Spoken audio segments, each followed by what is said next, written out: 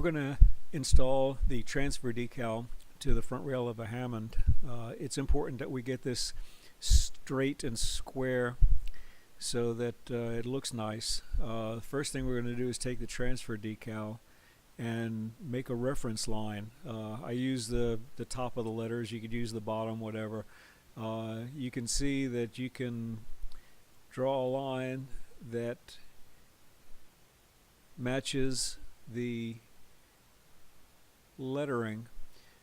Reason that we're doing this is going to become obvious. We also need to get the center of this decal as well. So it's easy enough to center a ruler on there and make a mark. It's not necessary to make a real big mark. You just need to make a mark that indicates the center. Now I'm going to use blue painter's tape because it's not that aggressive, and put a piece on either side of the center mark. I do not want to hide any of the lines that I've drawn on that decal yet. Just like so. So now we're going to have to determine where on the front rail that this is going to go.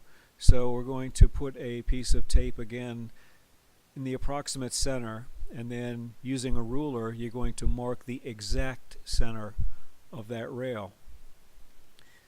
So now it's just a matter of orienting the decal on the center and then making sure that that it's square using that straight line that we drew. I use a square and measure it from the bottom, and we don't want to make this thing so that it's completely taped down. You want to be able to remove the backing. Now when you peel the backing off, you need to do it very carefully, very slowly, to make sure you don't rip up those letters. And then when you push it down, because that whole thing is adhesive, push it down a little bit at a time and just kind of work your way down one side. That way you'll eliminate any possibility of bubbles or creases in it. Then I take a piece of that backing that I use because it's real slick, and then push over the top of it to make sure the entire lettering is pushed down. Now when you tear the front part of this off, very slowly and at an angle like so, you want to be able to pull this off, and if you see any of the lettering start to peel up, stop and then push it back down again and then start over. And this is what it looks like after it's done. What I like to do is take a piece of that backing that I already had and go over it one more time. Since that backing is nice and slick, I just want to make sure that none of the edges of any of those letters have come up, and over time that is going to harden in place. So now we're going to install a swell pedal mat. Here's the swell pedal. What you want to do is orient the pedal close to the edge of your workbench so that you can clamp it. Put the mat in place.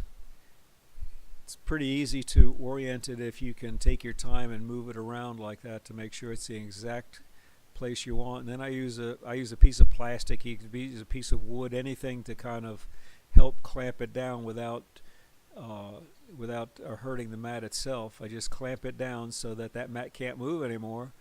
And then what you're going to do is rip off half of the backing to expose the adhesive. What I usually do, but I don't show here, is score the back of that mat with a razor just before I put it down. So push the adhesive down, and it's going to go right back down in the exact spot that it should. Now you can lift up the other half of it, peel the backing off, push it down, and there you have it. The mat is exactly in the location where it needs to be, and you don't have to keep picking it up and trying to reorient it, because once that adhesive hits, it hits.